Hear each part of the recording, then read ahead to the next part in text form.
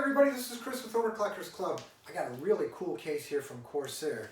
This is brand new. This is the IQ465X RGB. It's a mid-tower smart case. Takes full advantage of the IQ system from Corsair. So let's get this thing out of the box and see what it looks like.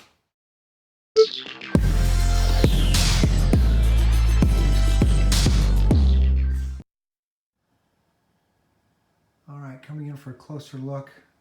Looking at the top I/O panel, we've got the power button, two USB 3.0 ports, a combination microphone and headphone jack, and then a little reset button there. And then got some openings there that channel down along the front panel there. Now it does have full glass front and full glass side panel. And then the other side here is the usual steel. And there is protective plastic here I'll have to peel off on both of the glass panels there. And the other thing that is interesting here, there are three 120mm fans that are included. Those are RGB fans. You can see those across the front. But the rear, you have to supply your own fan, which is fine. And then we have two of the vertical slots here, so if you want to mount a vertical graphics card in there, and Corsair does make a cable that allows that. And then the space for the power supply. So let's try to get some of these panels open first. Look at the top there. So you got this magnetic vent cover there, and then the provisions for top fans or top mounted radiator. I flipped the case up so we can take a look at the feet. The feet give you about 3/4 of an inch of clearance between the bottom of the case and your floor. There are nice rubber inserts there so that the case stays firmly planted on your floor, doesn't slide around, doesn't scratch your floor. And the little plastic supports there, very glossy silver finish. And then down at the bottom there's a little filter panel that is for your power supply. You can pop that out and clean it. But that would be the cold air intake for your power supply, depending upon how you have it mounted. And I'll take the little screws out here. They have a little rubber washer there, so that when you tighten it down, that pushes on the glass with the rubber instead of a metal fastener pushing on it. So it'll help keep any vibrations or rattles down. And this should pop right off there. Oh yeah, that's nice. I'm always a little nervous with a glass panel, and it has a smoked, you can see that, a light smoked appearance. And then each corner here, where the glass goes over, there's actually a little shoulder, so it helps you position and center the glass on there a little more easily. So there you can see the RGB fans a little more closely. And then looking at the power supply shroud, it is not removable. You can take it out in some cases, but not this one. It is riveted into position. But there's a generous amount of venting above where the power supply mounts, along with a hole there to fish any cables up through, a nice grommeted section here to fish cables through there. And then there's a nice cutout here that allows for a front-mounted radiator. So you can go with a 360 or a 280 millimeter front radiator, which would of course space your fans back a little bit. So that's what that clearance is for there. And looking at the inside of the case in a little more detail, I've got the back panel off there, so it's a straight shot right through the motherboard tray onto the tabletop. But you can see the motherboard coverage there. You've got your mini ITX, your micro ATX, and then your regular ATX. So you can get most of your major motherboard form factors in there. And looking at the top, again, that's heavily vented, but you'll notice that the slots here for your fans are offset. And what they're doing there, they get away with having a shallower top, so there's not a whole lot of room there above the motherboard. But if you shift the radiator over a little bit this direction, then when the fans stick down, they're not going to interfere with the motherboard. So that's sort of how they get away with keeping the case height down, but still allowing for a system build with a radiator in the top. And if you just want to put fans in top, you can fit two 120 millimeter fans, or the way the second set of slots is here, you can get a 140 millimeter fan up there. So whatever configuration you want to go with, those are your options. And of course you've got the 3 fans in the front, but if you wanted to, you could put two 140 millimeter fans in there if you want to pull those fans out. And again, you'll need to supply your own 120 millimeter fan for the rear. It does not come with that. And looking in there through the power supply, where it would mount, there are the hard drive cages. Now, just looking at the back here real quick, there are 2 removable brackets for solid state drives, your 2.5 inch drives. There's the RGB and fan controller. And when you pull these hard drive trays out, you can see that there is room for 2. And then the holes down here are to mount solid state drives if you want to. And looking at the back of the motherboard tray, there are 2 metal brackets that are removable that you can mount your 2.5 inch solid state drives. Down here is a space for 2 of these plastic hard drive cages for your 3.5 inch drives, or you have provisions there, little screw holes to mount solid state drives in these trays too if you want. And then there's the hardware box. We'll look at that in a moment. This is your lighting node right here. You can relocate that to other positions back here if you would like, but the 3 fans that come with the case are occupying 3 of these positions, and then we have 3 open ones, so you can control up to 3 more of these RGB fans. And the fans, of course, come with those connectors back here for the lighting control, but then each fan has its own dedicated 4-pin PWM connector there. I tilted the case and set it on the back so that the front is actually pointing straight up. It's just easier to see and the lighting's a little better. But it's held on with these 4 fasteners like that. And before we go too far, I'll pull the protective plastic coating off. Now I've already loosened all these. So this will expose the glass.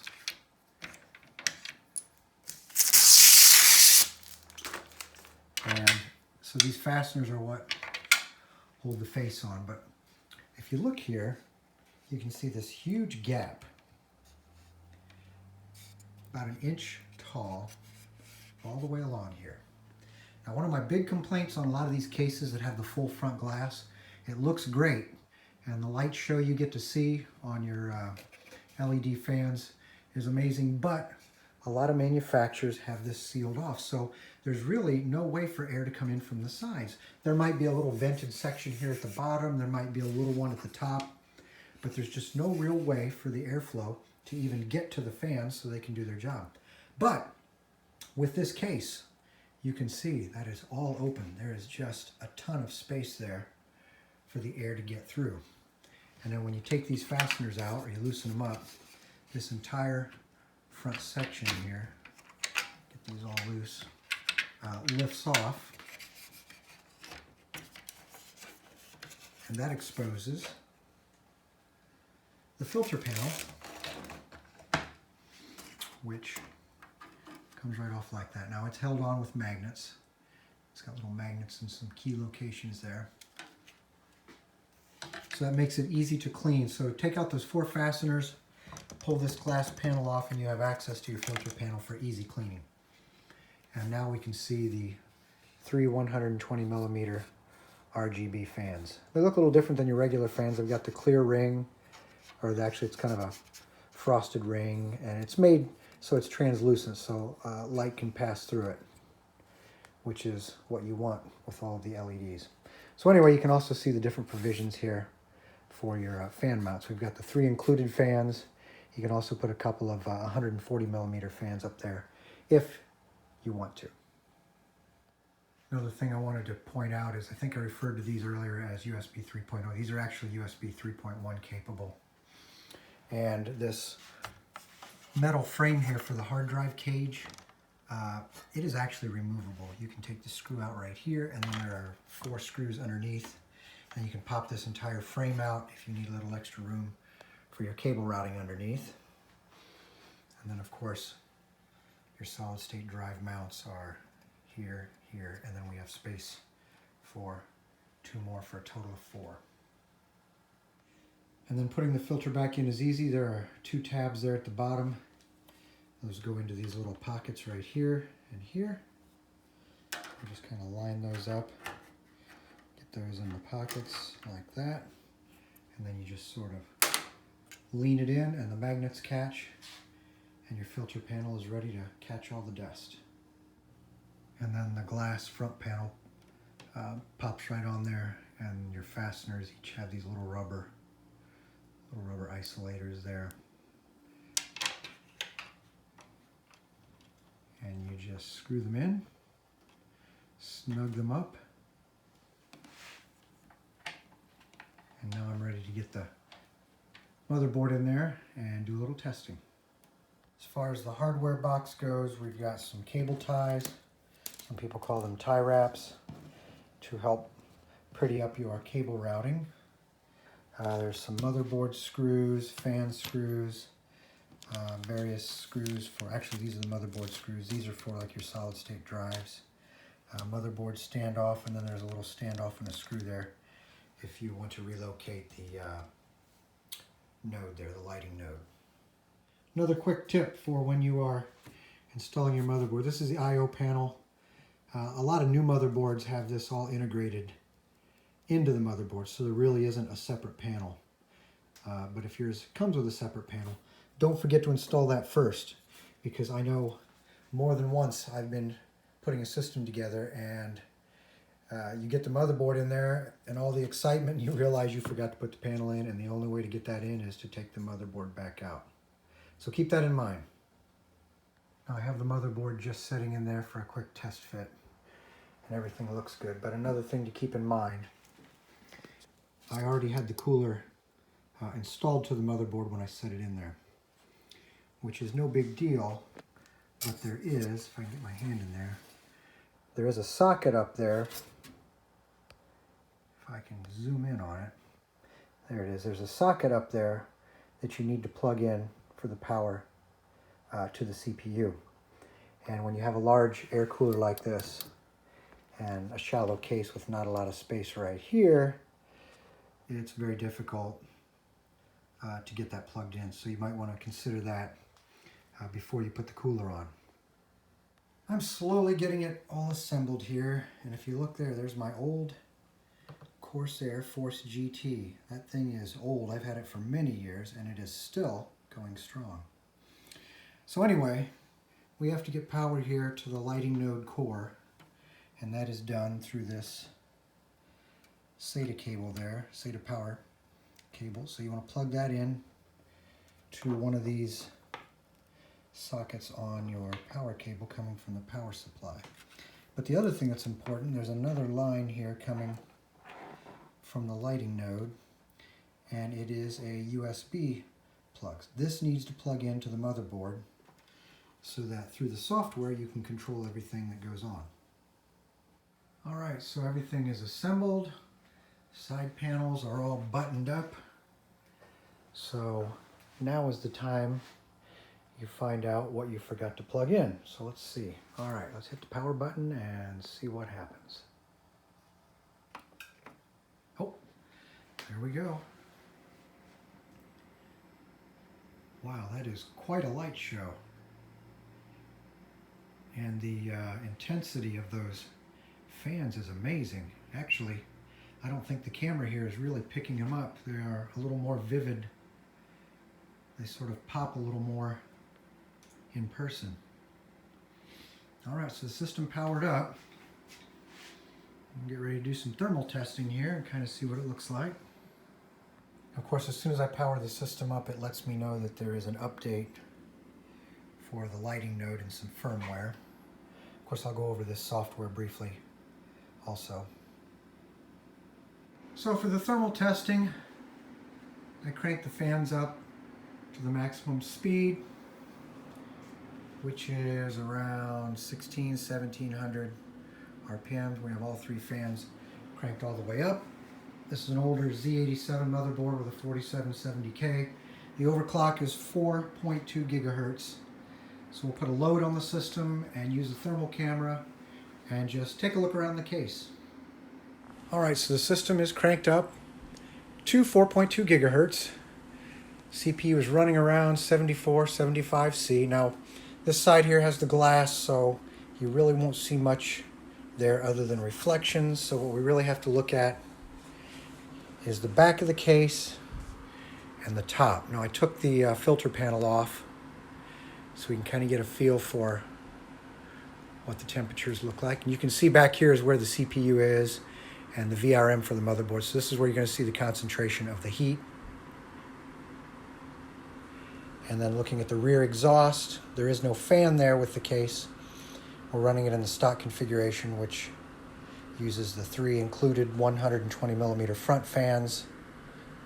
And then we're relying on the fans on the Noctua D14 cooler to push air out the back. But you can definitely see the VRM there on the motherboard through the mesh on the back of the case. And again, as we come around the front, there's the side, but as we move toward the front, you can see the reflection of the heat from my body, actually in that glass right there. And then when we look at the back of the case, we see a little more heat right there at the upper right corner, which is where the VRM and the back of the CPU is on the motherboard tray. So we would expect to see a little bit of heat there. So I always say, with respect to case performance or thermal performance, it's all about airflow. How efficiently you can get air in one side of the case and get it out the other to take the heat with it. And the thermal numbers here look the same whether my motherboard and cooler are in the case or out. I get about the same numbers. So that tells me there is plenty of air moving through this case. The 3 120 millimeter fans in the front are able to draw enough air in, push it through the system, and even though I don't have any rear exhaust fan installed, I'm still able to move enough air through this system to keep it cool. And just think, if you had fans on top there and an extra fan in the back, how much air you could move. Something else I want to show off is that manufacturers of the graphics cards go to a lot of effort to make their cards look nice. And this is an older GTX 770, so back in the day really only one side of the card looked nice and the other side was just the back of the PCB board there. Newer cards though, manufacturers have gone to great lengths to make them look nice from all angles and with RGB effects. Wouldn't it be nice if you could mount the card in there like that? Well, actually in this case you can. There's some little knockout plates here. These little guys that used to be right in there. You kind of push them out of the way. That opens up these 2 vertical slots. And you need to purchase a relocation cable here. This basically plugs into the PCIe slot on the motherboard and basically makes a socket available so you can mount the card vertically. Now, Corsair makes a cable. I don't have one, so I'm using this one here from Fractal Design, but they all do about the same thing. And I'll get that installed and show you what it looks like. So again, one end of the cable there plugs into your PCIe slot, and the other end, which has the socket, plugs into the bottom of your graphics card. And then the graphics card sort of fits in here like this. And then we secure it with a couple of screws. And then you lock it down with these 2 screws here and this 3rd screw right there. And that really secures it to the case. And it's really not going anywhere. It's in there pretty firmly. Now, this card is not terribly exciting, but if you had a nice RGB card with an RGB cooler, for example, you could really take full advantage of the RGB capabilities that this case allows you to have. But anyway, that is one way you can really show off your graphics card. And now the glass side panel is on there. So other than all the reflections there, you can really see your graphics card and you can show it off. And another thing to mention is that there is enough of a gap between the front of the graphics card there, the front face, and the glass, so you've got a nice gap for the intake fan to get air, so you're not going to starve your graphics card for fresh air, which is good. And I always like these old blower style cards, just from the standpoint that they suck air in from the case and blow it right out the back. So that also helps keep the heat out of your case. Alright, so really the last thing to talk about here is what really makes this case so amazing, in my opinion, is the IQ software, of course, in the RGB fans here. But what you've got is a system that you can get into, and on the main page here, when you go on the home button there, the home menu, double click here on the IQ graphic and it opens a page that takes you to a complete series of how-to YouTube videos. So Corsair has gone to the trouble to make all these little modules, all these little learning modules that you can walk through, and it shows you how to set up all of your IQ features and functionality. I could go through each one of these, but it would take a lot of time, and unless you've already been into the IQ software, it would be a bit confusing. But one of the things like instant lighting up here, if you just want to pick a color, you can just pick a color and you're done. If you like blue, if you like green, white, or if you don't want anything at all, you can just shut them all down. If you go over here to settings, you can get into your system here, and you can define which fans you're using. Up here is where the way you can get into your firmware. You can update the software also.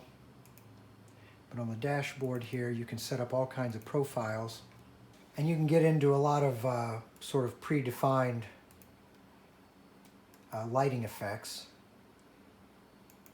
And within these lighting effects, you can get in and make changes to the duration, how quickly the colors change. You can select which colors are alternating, for example. If I don't want random, I can have it shift between red and blue. Or these two colors, for example.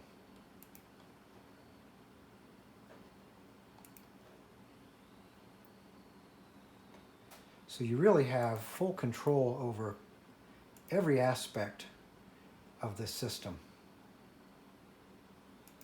And I'm just scratching the surface.